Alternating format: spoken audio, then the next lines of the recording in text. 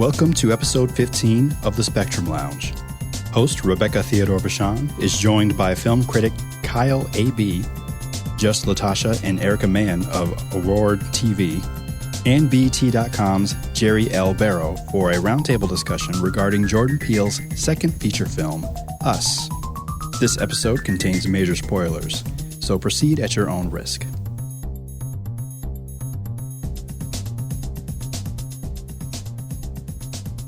So this past Friday, Jordan Peele's second feature, Us, starring Lupita Nyong'o, Winston Duke, Shahadi Wright, who's the little boy? Evan Alex, and Madison Curry.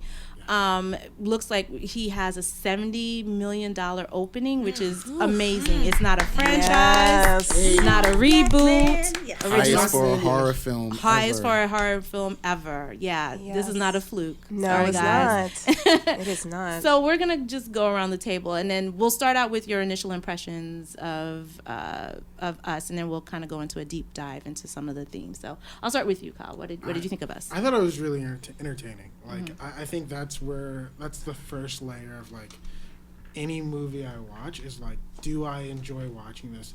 Did I get my money's worth? And I think from the opening to the final scene, I was just like, I'm enjoying what I'm watching. Okay. What did you think, Erica? Yeah, I have to follow suit. I think initially, because we, Jerry, Rebecca, we saw this film together. Yes. And you guys have to keep in mind, we saw this in a theater full of Black folks, and we were very, very honored to be the first of few to see this film, because it was playing during South by Southwest as well during that same time, and so it was a lot of excitement happening, and it was a total experience. So when we walked out, I think for me, I was in complete shock, because I feel like I came in with some expectations of what I think it was going to be about, and it was completely shattered, because I was just so amazed by just the way the film kind of tackled, horror, where I felt, not like straight up like scared, but the more I thought about it, the more I was like, oh my God. Yeah. And it really, the more I thought about it, it really creeped me out. And I think that's a testament to Jordan Peele and the way he was able to layer those things and really make me think, and being by myself with my own thoughts and thinking of how the way the film was constructed. So I thought it was a blast. I really think it was a great second film for him. Great. What did you think, Latasha? Oh, man. So the next time y'all go to a movie without me, I'm going to be aggressively tweeting. That's number one. Okay. But knowing that this was going to be a psychological thriller horror, I went in like overthinking, because like I love to like figure things out, and like I love the experience of it being a puzzle. I sort of wish I would have like recluded just a bit and just kind of enjoyed it at first. But I was really in it trying to figure it out. It was great entertaining wise, and I think a lot of us are uncomfortable still with not having all the answers. So I'm glad that we get to like dive in on this one. Okay. And yeah, I definitely enjoyed it. It was definitely an experience to be in a theater full of Black folks watching this the first time, and then seeing it again the following Monday at the junket. It allowed me to answer some questions I had, but still, there were still a lot of questions that had to be answered. But I enjoyed it, to Kyle's point. I really had fun with it, and there were things that jumped out at me the second time that weren't as clear the first time out. So, Jordan and the team did a great job, and I guess my first thought coming out the theater was Lupita. Oh my God, the job she did with that role, with both roles, was incredible. Yeah. Oh gosh. With Us. So I liked Us. I think Get Out is the better movie. I'm just saying, just cinematically. I think Get Out is the better movie, but I think Us is the more ambitious movie. Absolutely. Because I think the themes and the things that Jordan is talking about in Us is very multi-layered. I think some of the questions that people have from the movie, I think that's because of the writing. There are a few plot holes, a few inconsistencies. I think if the screenplay was tightened up a little bit, you know what I mean? Because I do feel that as far as the story with the tethers and how that program came to be. I'm not exactly sure how it still works. Yeah.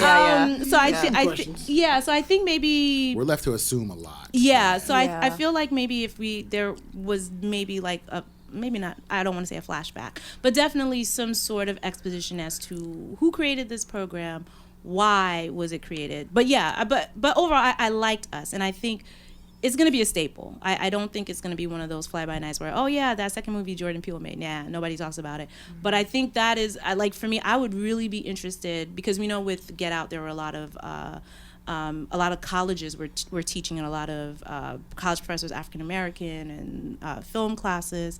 I think with Us, I think that movie is the one with like psychology, it's so psychologically layered. And There's American history. Yes, and American history, that I think that one's gonna have some legs. So we'll still be talking about this movie. I can say that about the intro too. I think going in knowing that I was ready to use my brain, and the intro was so like strong. It was like minds are uncovered, and there are tunnels, and then it goes into the Hands Across America, and I was like, oh shit! Like it already started so big. Yes, it already started so big. So my mind was working, and then not really, like you were saying, like not really knowing / understanding what the Hands Across America thing was. Yes. And then reading up reviews afterwards and seeing that that was from a real commercial. Yes. That kind of ages us a bit.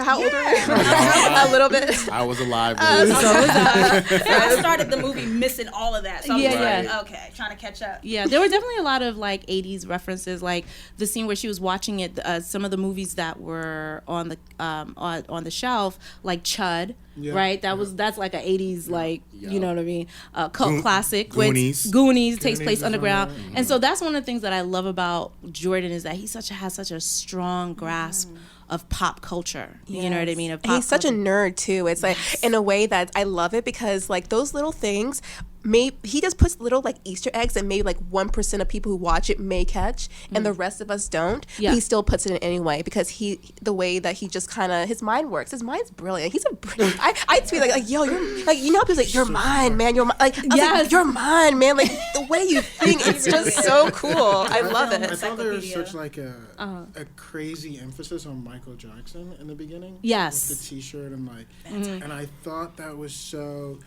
In a movie about like doppelgangers, I thought that was such an interesting way to start, because clearly Michael Jackson has like his complicated life, and there's two different Michael Jacksons, and like just that kind of signaling I thought was so that's why I asked them that Jerry question. Yeah, I asked them. I didn't want to lead them down that road. All of them. Yeah. Well, Winston's was the best answer. He was. But I generally just said, okay, the Michael Jackson T-shirt, Thriller. You know, there's definitely something there. But I just asked an open-ended question about when was the first time you watched Thriller as a staple of horror, you know, and they all gave their recollections, but then Winston Duke went to a whole nother level. I don't want to even restate what he said for fear of messing it up. Go find that interview. Go to my Twitter. It's pinned to the top of my Twitter page at JL Barrow. But he was talking about listening to Thriller in Tobago, and he was like, then he went into how complicated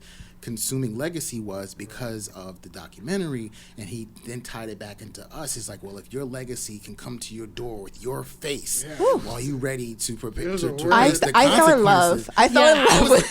I was sitting there like, are they going to let me keep this tape? Are they going to let me walk out of this room? Because I saw him glance over at his publicist at a second. Like, I could hear them on the side going, no!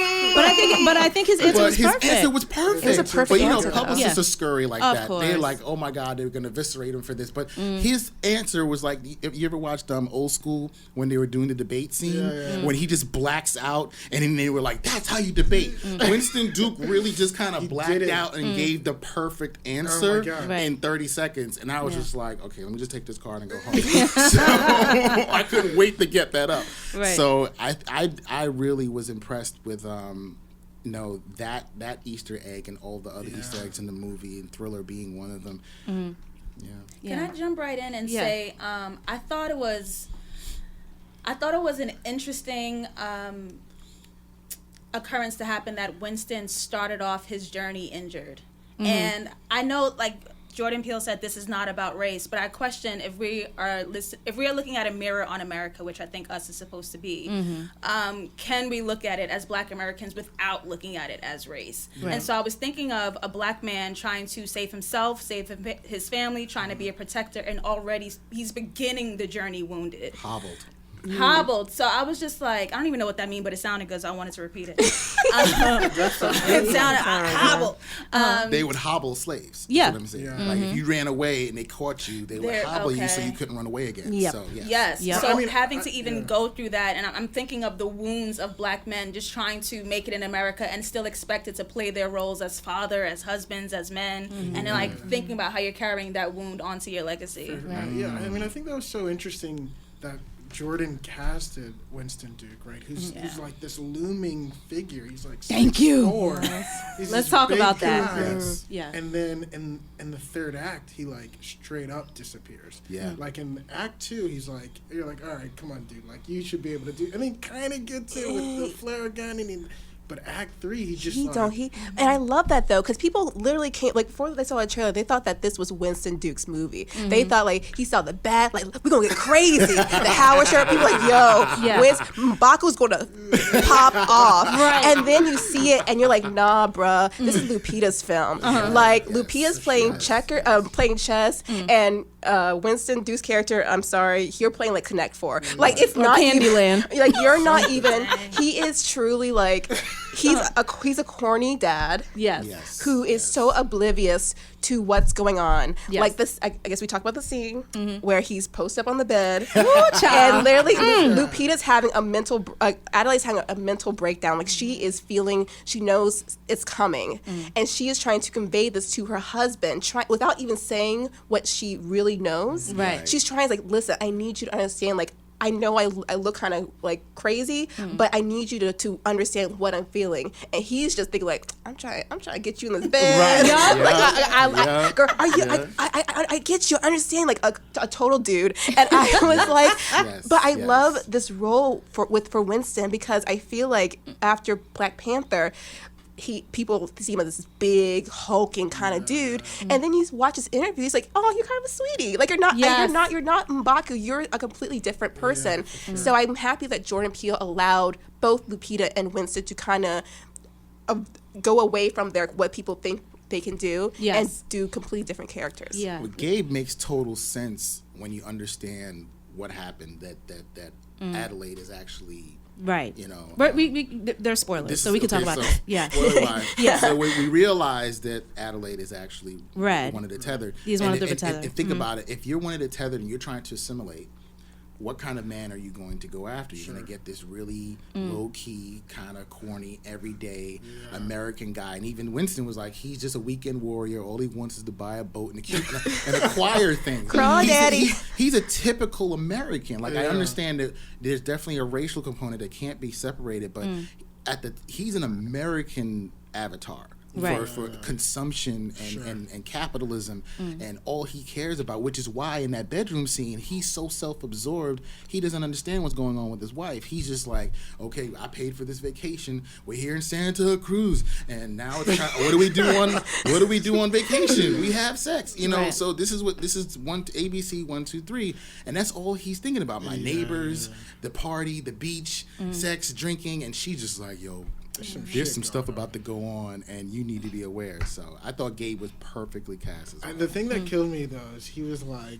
I think he was sitting on like the ambulance after Jason. Jason gets taken by Red. Yes. And then I think he turns to the daughter and he's like, "Oh no, don't worry, your mom's got this." I was like, "What? Wow. Yeah. What are you talking about? Like, you're gonna do anything?" And I think the daughter like looked at him like crazy. Yeah. Like the whole film is just the kids and the daughter looking at him crazy. Yeah. They deep down they know like he's like. He ain't gonna do nothing. He ain't come from her ilk. No, he ain't. No, he's not. Like I thought the scene, and also the scene where the kids, because when Adelaide's taken by not Kate Moss, Elizabeth Moss' character, in their home, and the kids are about to go up and find them, which is very brave of them. And I was like, going to clap for them. But I was like, if this was the opposite, if it was the dad being taken, I don't think they would be going up to save him. I don't know. Like, I think it's a different dynamic, because I feel like they all of them kind of like, Dad, he's, he's there. He was. I mean, I think Gabe was like your typical sitcom dad, right? Is. When you look at sitcoms, the dads are usually, ineffectual. It's the wife and the mom that's usually like really running the household. Like you could think like Everyone Loves Raymond or Home Improvement. They're kind of like doofy. The Simpsons. Yeah, The Simpsons. You're like, why are you with this guy again? But again, I mean, once you find out the twist of the movie, like you said earlier, like to me, once I found out the twist and I replayed the movie in my mind, I was like, yeah, of course she would marry somebody like Gabe, because Gabe doesn't ask a lot of questions. Yep. You know what I mean? And the thing that I found very interesting too is that, like there's been this debate, is this movie about race or is it about class? And I was like, I think the answer is both. Yeah, I don't think Us is overtly about race the way Get Out is, but I think when you intersect race and class, like you can't, and the fact that they are a dark-skinned family, Lupita's character at Red character being a dark-skinned black woman, of course, whatever opportunities or whatever, because we don't know what they do for a living. We don't know what Red does for a living.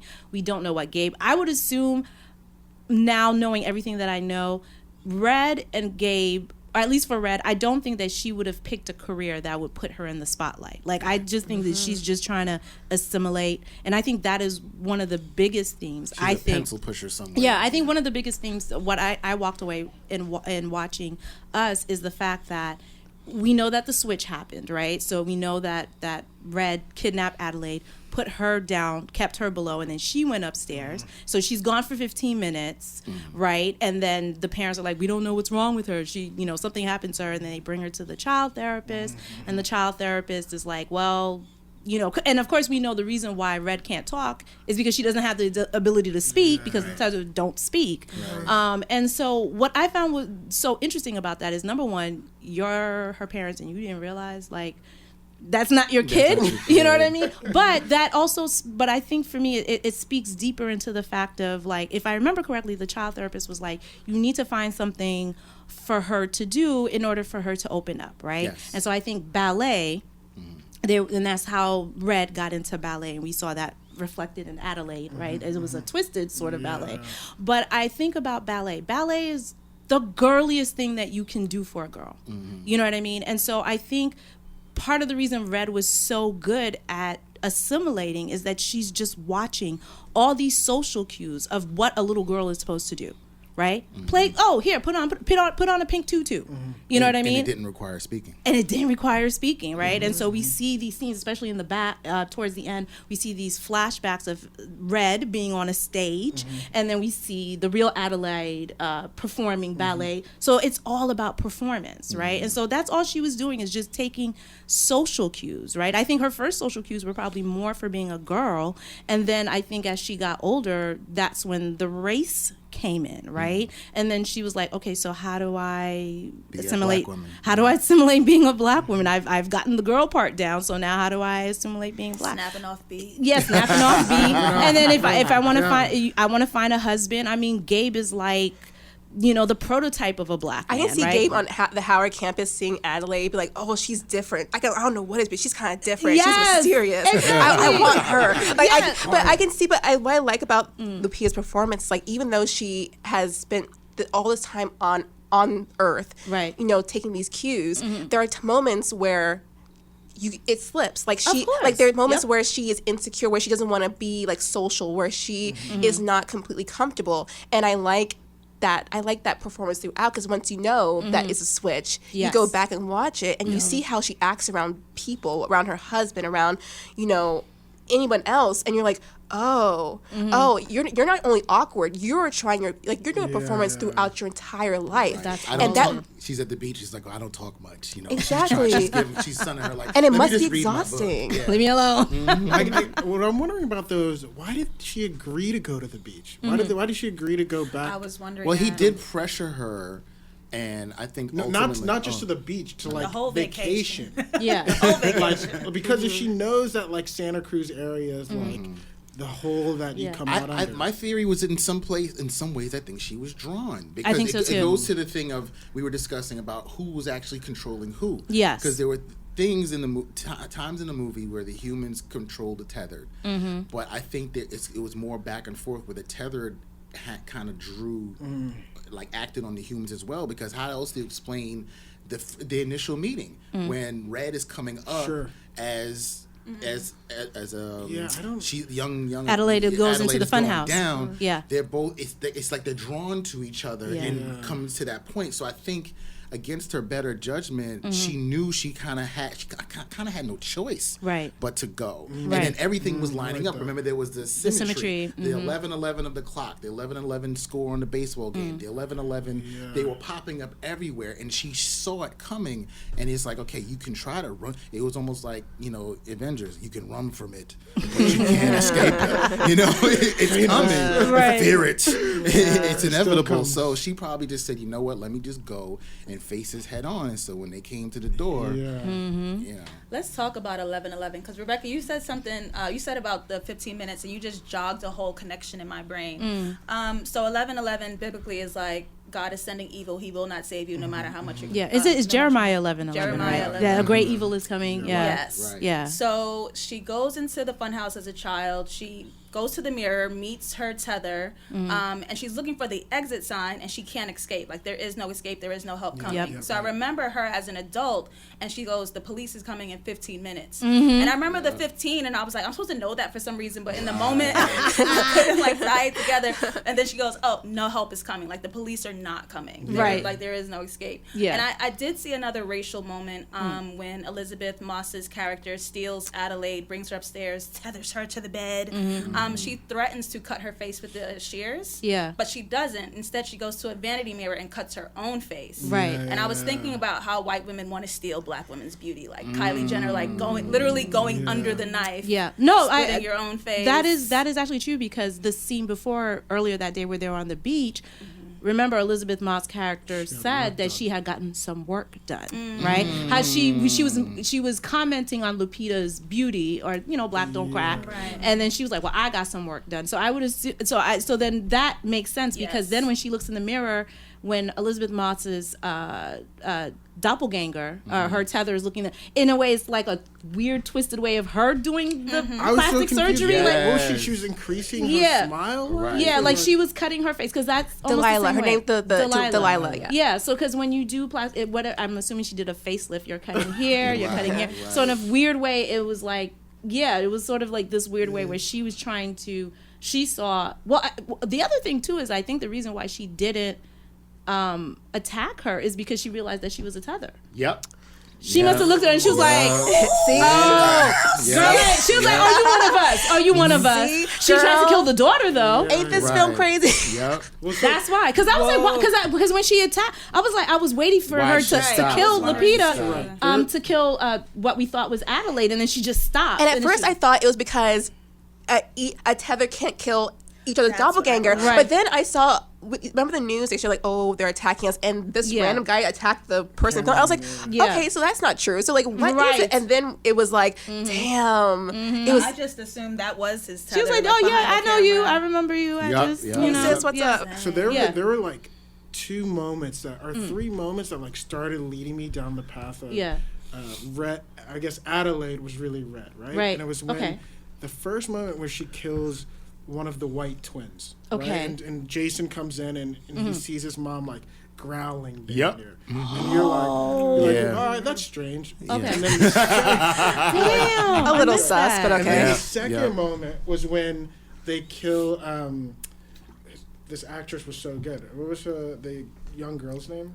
The teenager? Yeah. Shahadi. Shahadi, right? So once they kill her and she flies off into the woods. She's in the tree, right? She's in the tree. And then Lupita's character goes into the woods and kind of has this like fascination with her dying. Yes. The same kind of fascination she has at the end when she's like strangling her own doppelganger. But for me, I was like, wait, why is she so fascinated? I think that was her mother, like her mother instincts. Her maternal instincts in kicking in. In a strange way, she was like that. I think could have that's been what it you. is. Like the tethers. Because she cried when Pluto died. Remember when She he did. when he backed him into the flames? That she wasn't crying. She wasn't even looking at Jason. She was looking at Pluto getting engulfed by the flames and started to cry. And I'm like, wait a minute. And that's why you weren't paying attention and your own son got snatched. Oh, snap! That's true. She was so consumed with Pluto dying that Red was able to snatch Jason and take her. Did Red appear out of nowhere? Yes, she popped. So they Red are appeared out of super- like the Jeep or something. Yeah. Something random. Yeah. But I didn't. What you're hitting on that I didn't realize is like when Pluto was backing up. Adelaide was always like, stop, and I was like, what do you mean? Oh, that's stop? true. Like, why? Yeah. I thought for a minute, I just thought it's just a mother who doesn't want to see a kid. No, I was like, I'm like, yo, let that kid die. Right, But right. she was like, no, stop, and I thought she was talking about Jason. No. Right. But Jason was going away from the fire, Right. and Pluto was the one who What a was smart baby. And that was the thing that Yeah. that was the puppeting was a little inconsistent for me because we saw the scene where Gabe was able to kill Abraham by banging his head against the motor on the boat. Right. Yeah. So if that was the case, if they were able to do that, why couldn't the daughter have just run backwards away from her avatar instead of running away from her? Yeah. It didn't seem like like in certain moments they were able to control the tethered, but other times they didn't think, okay. So for that, for me, I'm like, there was like, I'm always like, my brain always starts recording when like I'm like, okay, this scene or this beat feels like a little too long. Like you're harping on this fact for like a little too long. And for me, they were so obsessed with her like running and how much she loved running and how much she could go to the Olympics. So I was like, okay. So then when Red was assigning people, she was like, all right, take him outside, go play with him, and go run. Right. Like, Yeah. I don't know if there was some like, to your point or your question, like I don't know if there was some. You have to find the thing that the person's weakness is in order to like... And that's why Adelaide tells her, I thought it was just some regular old black mama, get your shoes. She tells her, go get your shoes because she knows she's going to have to run. Girl. She knew what was coming. She's like, oh, your doppelganger's been training on soft sand underground for the last 15 years, so you better go get your shoes on. And a quick, this was an Easter egg that I didn't know. Someone wrote this on Twitter. I'll have to find their handle. That scene when before the invasion, you see the daughter Zora is wearing a green sweatshirt that says THO on it. Yes. That means rabbit in Vietnamese. Oh. I did. And the scene before that, remember she had a sweatshirt that rabbit. actually had a a rabbit rabbit on it. Yeah. on I it. was So so bad. baffled. I thought it was supposed to be like an AKA because wasn't it pink and green? Yeah. I thought so It was too. blue. It was more blue. I mean, I wouldn't be surprised if Red was an AKA. But she was too young to be in a sorority. She was only in high Yeah, school. well, I thought it was like some. I don't know. I didn't know who a THO was. Me neither. So I was paying a lot of attention to the colors that they were wearing because Yeah. I remember Adelaide as a child, her parents being on two totally different pages. Like they just would not agree. And Lupita, Adelaide and Gabe, they were never in the same color, but Adelaide would be wearing Zora's color or Jason's color, or sometimes she was in white. When we understood that the tethers were on the way, she turned into all white, just like the White Rabbit. And then Zora at one point was wearing yellow. Right. And she was the only one wearing yellow. Jason was in blue and white. Gabe was in blue and white. Lupita was in all white, but Zora was in yellow. But Lupita had like a yellow bra strap. Yeah. So I was like, are you like leading your child onto your journey? Are you about to like rope her in? Is she actually going to be the leader? You need to follow your daughter at one point. Like the colors were very intrinsical to like the storytelling. So I'm gonna I have to was watch that like, again. The other crazy thing is when you go back and watch that first scene where Red tells Adelaide to tether yourself to the table. Right. That's what she did to her when she went was a down kid. there. I Yep. was like, yo, the first thing she Yeah. thought, oh, you handcuff me to the bed, I'm going to handcuff you to the Yeah. table. The And then first what was interesting, and I loved the way that scene was shot. So Red tethers herself to the table, and then Adelaide like smashes her face against the coffee table, and you see that fractured. Yes. And I'm like, he was basically giving us clues the whole time, and I was just like, oh. Much in there. Jesus. There's so much going There's on. so much really in there. is. No, Yeah. literally, like after we saw this film, it was me, Rebecca, and Jared. We were having like dinner, and literally we were like eating our food, and every like 5 minutes, like, oh my god, like we would be so like revelation would happen like every 5 minutes because it was like once you think about it, it's like it was all there, it was all laid out, and now it's like we have to go back and watch it again because then you see you're like, God, this was so intricate and purposeful, and that's why I love this. I love films like this that really make me think really hard. Let's talk about the most important point though, because we haven't brought it up yet. Adelaide's daddy. What's his name? Yahya Martin. Black Manta. Okay, so here's my question about that. Okay. Why did they only what is that? The Rugrats angle or the Muppets angle? But they never really showed his face. Never. It was only. You know what? I thought it was point. she had an idea of her parents. Like she wasn't really connected to them as people. And if we think about if Adelaide is the tether, she really wouldn't know her parents as a child or at that age. That's where I was going. But then I remember they had. Or is her name Anna Diop? Anna Diop. She played the mom. They showed her somewhat, but they didn't show the father. Profiles. That is true. They showed her profile. Yeah. But they just every angle. When she was at the therapist, I thought, okay, here. I just figured it out. Go ahead, please. When they're underground and she's actually the tether underground, she's following behind them. So I think in her memory of her at the amusement park, she can only see the back of them because she's following behind them underground. Yeah. Right. That's a good point. Yeah. And then I just lost the other thing that I was gonna say. It'll come. It'll come up. Circle back. Yeah, but sorry, I just remembered. Okay. When Gabe is trying to have sex with her and she's really afraid, we only see the back of her as well. Her in her natural state, staring at a reflection of herself, being fearful of this tether, this reflection coming back. She only gives that entire monologue from the back. So I was I think that connects us back to the underground memory. Well, I remember that, and I thought when she turned around, her face was going to be completely distorted or something, right? Yeah. She was only missing her eyebrows. She's still beautiful. I think that's why I love it. It's Lupita is still gorgeous, even when you try to mess her and fuck her up. She's still beautiful. That one close up when they're in the underground in the classroom, and she's giving the monologue, and the third of the frame is just Lupita as Red speaking. Was unlike anything I'd ever seen in a movie before. The way they lit her was just remarkable, and the speech she was giving. The great thing about this is it's been generating a lot of opinion pieces and a lot of theories.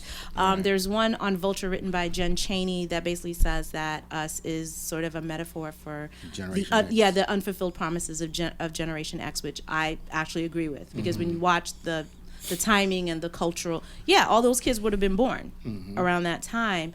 And so, but the other thing, and you brought this up, Jerry, to me, because it's definitely about class and it's definitely about privilege, you can also look at Us if you're thinking about the doppelgangers, right? You were the doppelgangers, we can look at them as social media avatars. Yes. The personas that we create online. Right. And I was yes! I was go ahead. I'm still unpacking that Okay. but just think about the fact that even our tweets are threaded. I'm going to leave it there. Go a little further. Go a tad further. No, it's still in development.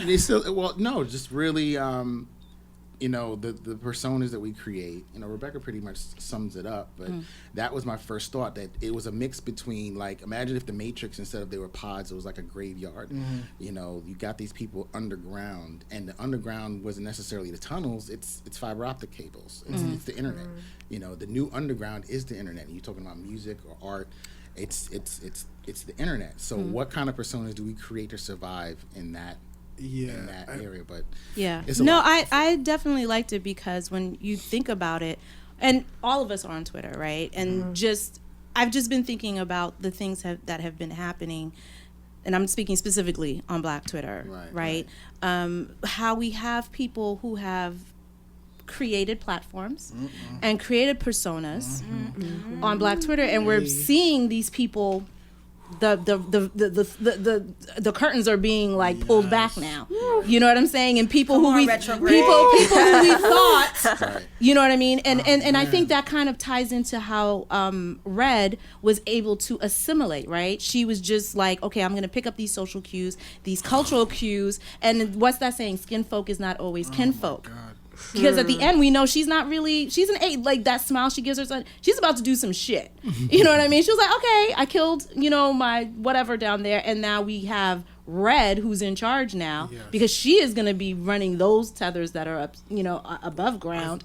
And I just think about how there's identity and there's performance, and Twitter is very performative. Yes. It requires you, like, just even think about the fact that you have to be in line. If you're part of Black Twitter, you have to believe certain things. You have to agree with everything, and that if you even deviate from, well, I don't quite agree with that, and then it's like the cancel culture. We're gonna get you the fuck out of here. You know what I'm saying? And so, even for me, I feel this, that when I log into Twitter, there's certain things that I don't share on Twitter. I don't, because it's like I don't want to have to deal with having to explain myself. Yes. You know what I'm saying? And so it does force you, when you're on social media, to have a certain identity, to have a certain performance, to assimilate. To it, as much as we say that we're trying to create inclusion and diversity, how much of is it?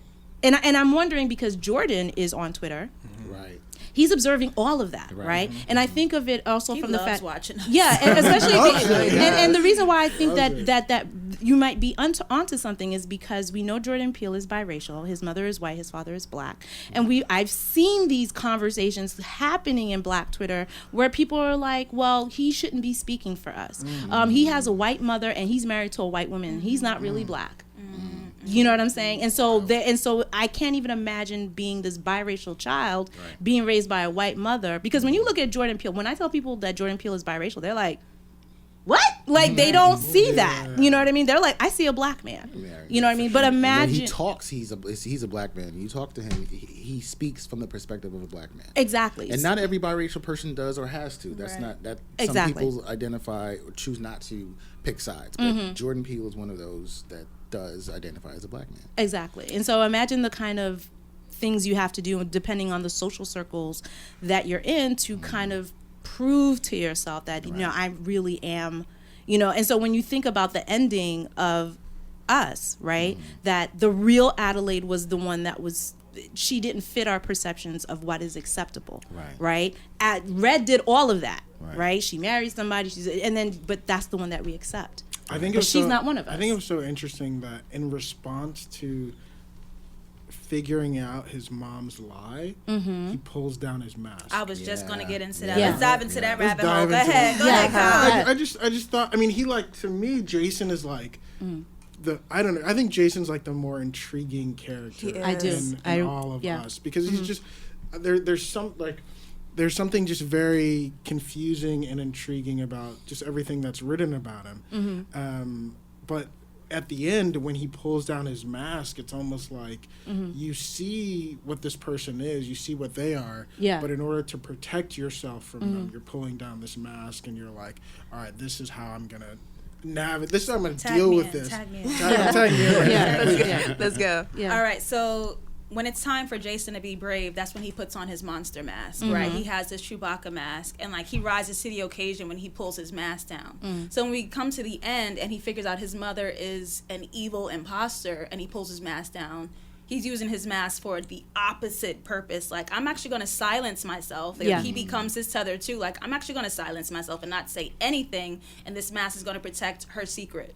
Right. So I think about, if we're going down the internet idea and putting on masks, I think about how many predators are in the entertainment industry, and how many people silence themselves in order to stay connected to somebody that they feel they care about. How many people put on masks to protect R. Kelly, Michael Jackson, Charlemagne, like, you know what I mean? Like, I know a ton of Charlemagne's friends, and when he does something messed up, they all get quiet.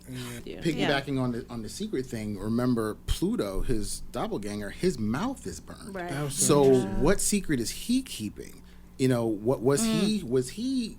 Did he know something about Red? I can't tell you that this is your mama. Right. Or we don't know the circumstance. We know that he was obsessed with fire, but we don't know what he was keeping secret about, what he knew about realized, wait a minute, you're not like the rest of us. Yeah. But he also wasn't. I'm so confused on it, because he wasn't trying to kill Jason. No. When they're in the closet together, like, it just seemed like he wanted to play. A baby little animal. Jason and Pluto, when I see this again, I need to delve into that a bit more, because I think there's something there because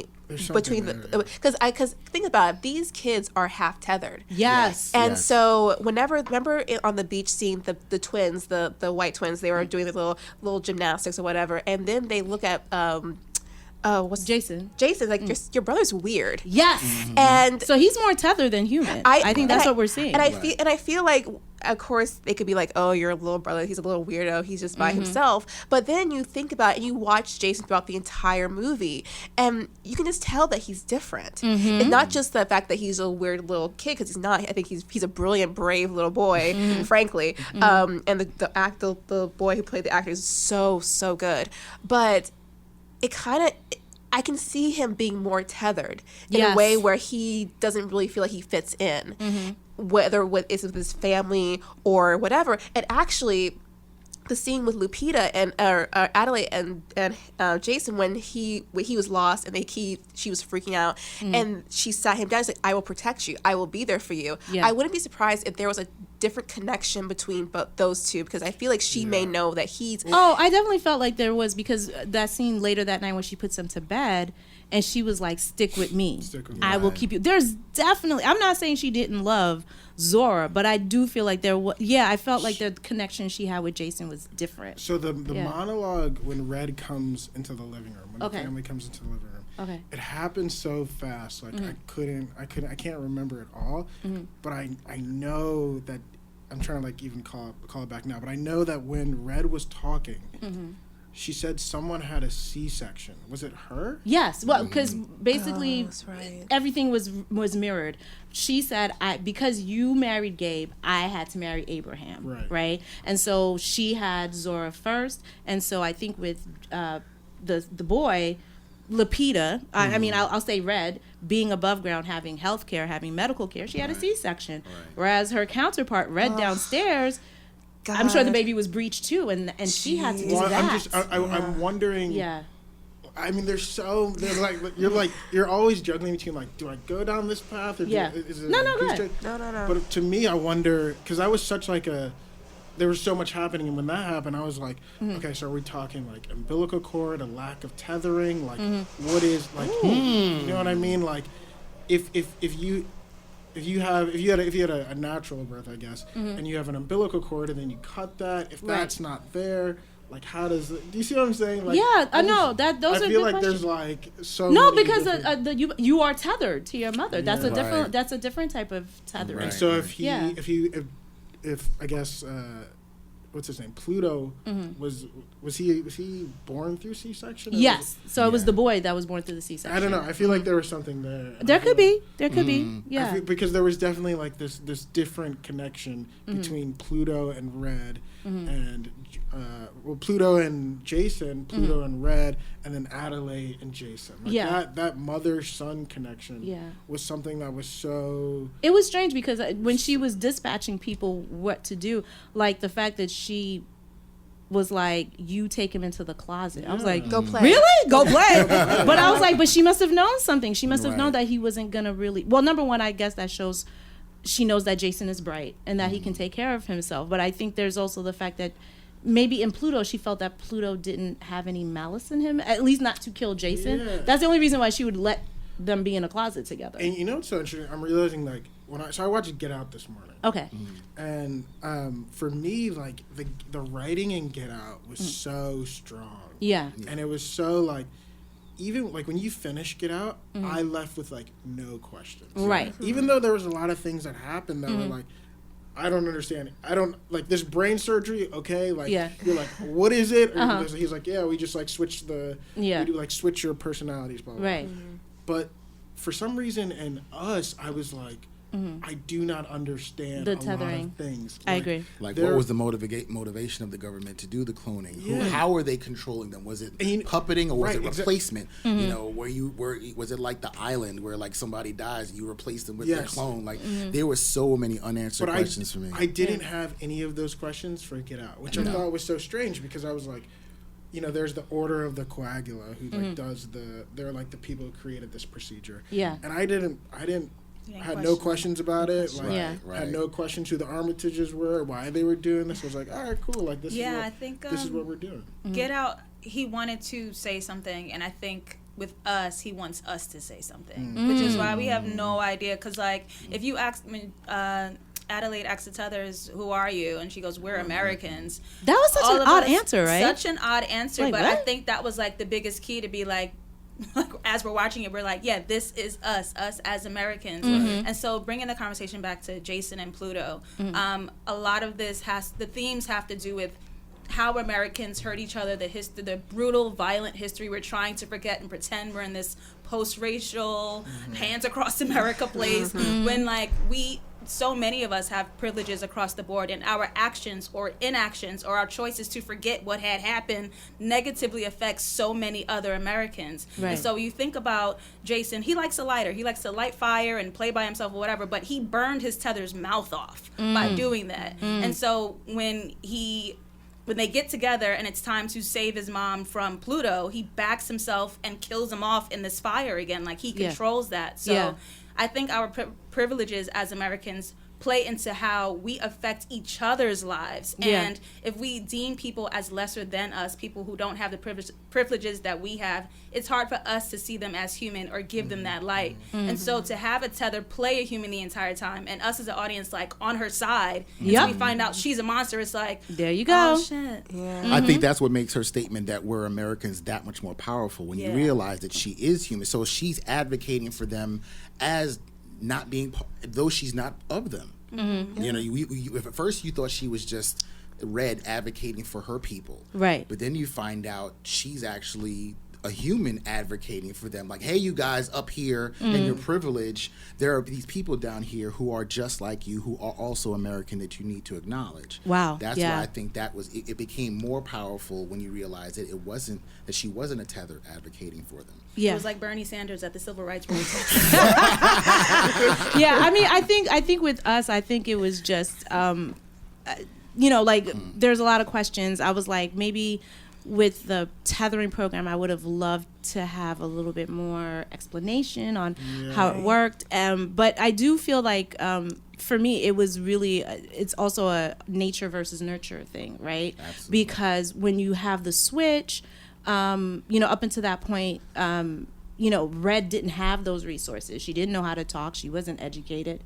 Probably had never read a book. You know what I mean? And then, you know, to come up and then pretend to be Adelaide, the first thing her parents did is, I'm going to send you to a therapist. That's class and privilege, that you can afford something like that. True. And so they put all this love and care into her, and that's why she is the person that she is. You know what I'm saying? Whereas Adelaide was downstairs. She didn't have any of that. Honestly, I think the scariest part for me personally about this film is just thinking about Adelaide being thrust into this position and spending her entire majority of her life in that position with these zombie-like people, and how scared she must have been, and how she had to go through all of that, the trauma of just giving birth and you know, not having the health care, and then at the end still being killed. And what I like about this film is like there really is no hero. Adelaide isn't a hero. Red isn't a hero, because Red wanting to Adelaide wanting to kill Red for what she did. Yeah, I totally understand that. I get you too. Girl, I get it. I totally get it. However, the fact that she wanted to cause this whole destruction where she wanted to kill the entire world, girl, I can't rock with you with that. Now with Red she's trying to protect her family, and despite what she did when she was younger, you get why she's still like, this is my family, these are my kids, no matter what, these are my kids, I'm going to protect them. However, girl, what you did was fucked up. So it's like, so for me, was right. And so it was like, God, I feel bad for both of you. Them. I really, really do, because it's so messed up in the situation, and in the end, it's like one of them had to die. Yeah. And so, I think that for me personally, just thinking about Adelaide stuck there, I think about me like as a kid and like being there and not knowing what's going on. That creeps me out the most. That gives me more chills. Yeah. Zora getting to beat the shit out of them two white girls. When I tell you, my jaw dropped, because she got to do it not once but twice. Right. Yeah. She got to beat the shit out of them two white girls. I made her feel bad real quick on the beach.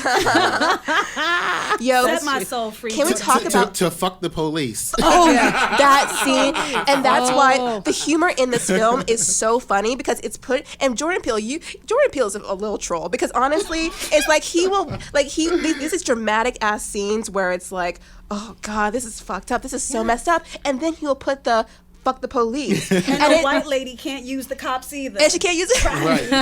And it's like the way, but the thing is, like, the humor in this film is not distracting. It's not like, it's put in a place where it's like, it's uncomfortable, but it's like, damn, I know I shouldn't laugh, but that's really funny. When you have the Beach Boys' Good Vibrations as the soundtrack to a murder, that's so American, though. That's America. Wow, yeah. We party, and then right after the party, there's a shootout. So what is more American than that? Well, I felt like it was very black to have both horror and comedy like in the same movie, in the same scene. That's you know? us. Like that That's is Black Twitter. that is a black ass experience, you know. Like when you're dealing with trauma, a lot of the times how you cope with it is like you're using humor, you're laughing it off, and that to me, some people I think were distracted by how funny Winston was. I was like, nah, man, that was by design. This makes sense. Like you know, people have gone through some dark shit, and like they find humor, they find the funny things, and they keep laughing. Yeah. I thought I read somewhere that he said that Winston Duke said that he based his character on Jordan Peele. So he was like, I totally. Wow. And then once he said, and I was like, oh yeah. When the glasses, like when he was wearing the glasses, in the car, I was like, okay, this is. Have y'all heard that meme? Call the ambulance. Yeah. Do y'all know that's when a black kid was shot by the police and they wouldn't cover up his body? No. Do you see? I thought that was the fight. What I saw was the fight on the bus. When the dude got lumped, he was messing with the old homeless dude, and the old homeless dude lumped him up and left him leaking, and he was like called the Amber Lamp. So that's where I know. There's another one. It's a nighttime, somebody's video recording, and I for some reason I don't remember this particular black kid's name, but the cops shot him down, turned off their body cameras. His body's laying in the street, and I remember they refused to let his mother go to even go to the body, and he's dying. He's not even dead yet. He's bleeding out slow and suffocating. They won't even let his mother get to the body, and they're watching Wasn't him that bleed Michael on the Brown? street. That's not Mike Brown. It's somebody else. It was somebody else. They doing it to us, but yeah. And when black people are coming up to the cross line, somebody says incorrectly, "Call the ambulance," and somebody turned that part into a meme. And I was like, wow. bro, like you have a piece of someone's death, and like you're retweeting it. People are liking it, and I'm like, man, but your Twitter point, like there are things that like people just make jokes about, and you just everything. Like when you engage with Twitter, like if it's your I call it like when it's your time in the sunlight for black Twitter. Well, that's what made me think about Twitter when I was looking at us, because I was like, which one are you? Because you see, I've met people offline, and you're nothing like your online persona, and vice versa. Like, let me sip my tea and turn around. No, Erica, what do you want to say? So it's like which one is in control was really my larger point. Because absolutely. We all were in us. It's like, okay, are the above ground humans in control of the tethers, or the tethers are controlling the humans? It gets a little murky, and I feel like with people, when they commit to their online persona, they've got to follow that through. Yes, you can't be this way and amass this following and then decide you're going to switch, or when you're offline you're going to be different. You have to commit to that, and it goes back to your point about performative. You know, it scares me a lot when I call it like the fall off. Yes, when the fall off is so big. Like you know, like I think some people are just like naturally aren't going to be as, because when you're online, you get a chance to perfectly curate everything you're going to say. Yes. So like obviously in real time when you're improvising and just speaking off the top of your head, you don't have the opportunity to do that. But like the personality different. I think Twitter is like a great platform for like you can see how people are generally, but when that fall off is so big and you're like, I don't recognize you at all. But that's like honestly. So I like there's I don't want to rant too much. No, go ahead. But like that really is, I think, Jordan Peele's thesis, which he ties in both Get Out and Us. Right, like he has this like he's really obsessed with this uncanny valley, right? Which is like it's Georgina, right? It's like someone looks human, but on their interior, they're not. Something's off. You know, like something's really different, and that's why Georgina, Walter, like they're obviously in the sunken place, right? But it's this like when you see them, something's very uncomfortable about them, and he returns to that with Us, with the red, and everyone, and the little girl when she's, I always forget her name, but when she's in the red jumpsuit, like there's just something human. You recognize them, but then there's like an interiority that they don't have, that doesn't really line up. And to me, that's like what Jordan Peele is playing with through both of the films. It's like, and so to hear you say that about Twitter is so interesting, because I think there's a lot of people who create these doppelgangers, who create these like online doppelgangers, but their actual persona, who they are, doesn't match. Something's off. And so you see them and you're like, oh man, I know you on Twitter, I know you on Instagram, and you're this person, and it's just like not there. Because you can replicate the body but not the soul.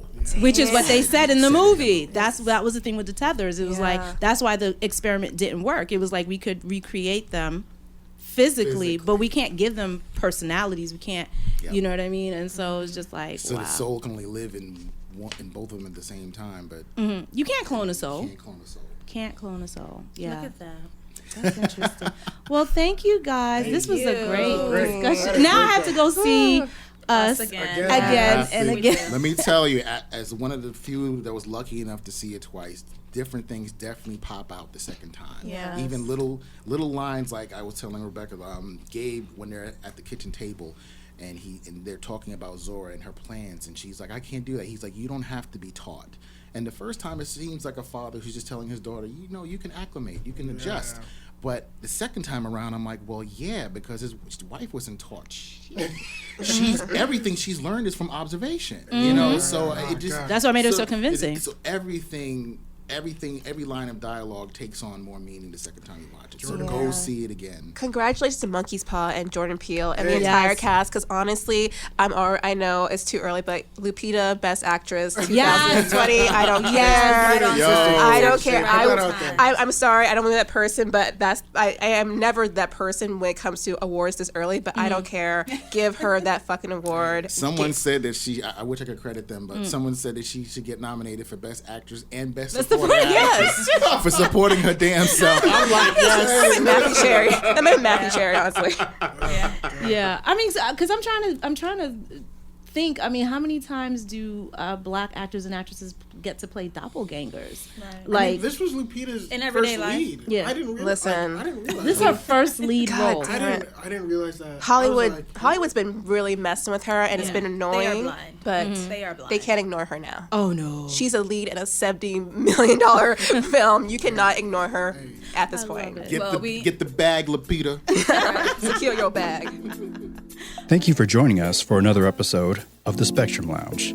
You can find our guests on Twitter: Erica Mann at the NYC Film Chick, JustLatasha at JustLatasha404, Kyle A.B. at KYALBR, Jerry Barrow at JL Barrow.